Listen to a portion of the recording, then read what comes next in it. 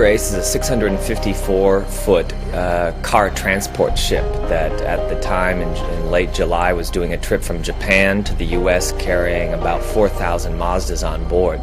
Had a crew of 23 and it flipped over on its side and everybody on board went slamming down to one side. One guy snapped his leg and they all climbed up to the high side of the ship and 24 hours later were taken off via helicopter by the US Coast Guard.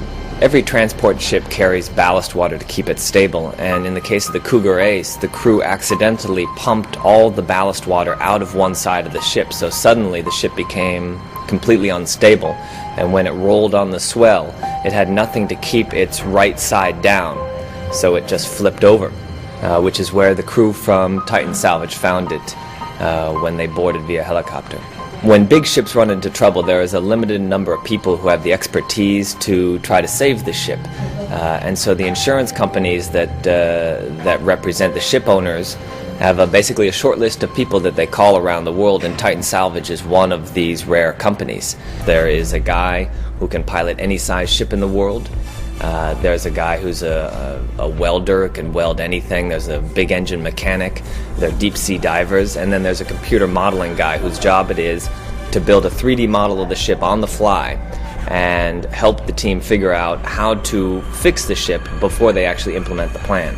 And what these guys do is they work in a somewhat obscure program called General Hydrostatics that allows them to build a model of the ship and then move water, move cargo, move all the elements that are on a ship around to try to figure out what is going to be needed to either right the ship or to pull the ship off ground if it's grounded.